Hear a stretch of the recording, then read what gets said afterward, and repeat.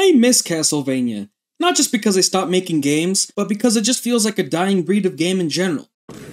To be more specific, I'm talking about the 3D Lords of Shadow. Not the sequel because, frankly, I barely know anything about it, and given its reviews, I'm kinda scared to talk about it. What I mean when I say I miss this type of game, though, is that it's just a really solid, complete-feeling console game, and I miss that style of game. Just like early 2010s Resident Evils, old-style Zeldas, yada yada. In a world dominated by games trying to be the biggest and most open world to ever come out, older games just, really feel extra special. And of course, when I say older games, I don't mean like super-duper old games, just like old-ish games. Does Castlevania have a tremendously open world full of hundreds of hours of gameplay and deep lore? Not at all, but what does it have?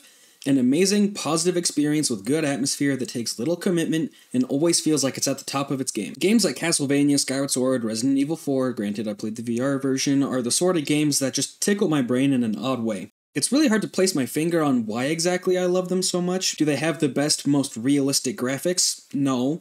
Incredible in-depth gameplay that takes hours to master? Not exactly. Heart-gripping stories that leave you begging for more? I mean, sort of, but what they do best is just being amazing generalists.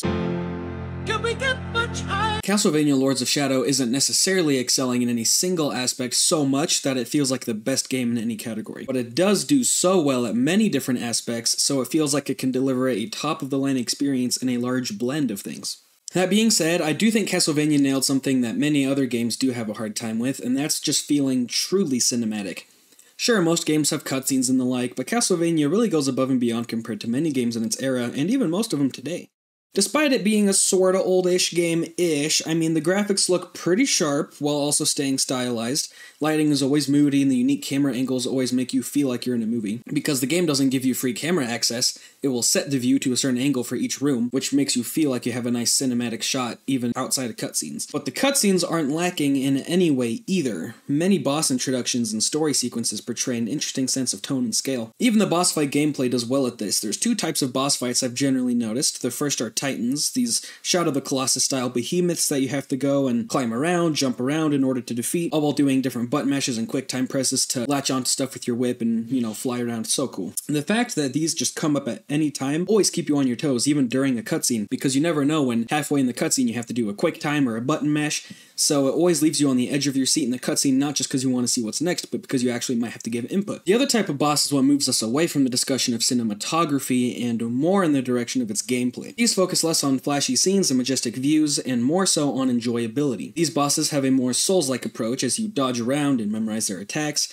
getting used to their timing so you know how many hits you can fit in before they do another combo.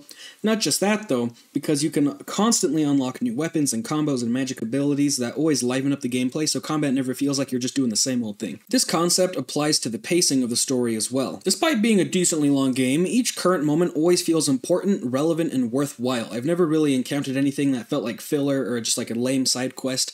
It always feels like I'm in a good new location, talking to an interesting new NPC, or of course just doing some super cool boss fights. And like I mentioned at the beginning, it doesn't feel like I need a huge commitment. I don't have to set aside the next month or two for gaming in a 400-hour, open-world, massive story, hundreds of characters, super deep plots.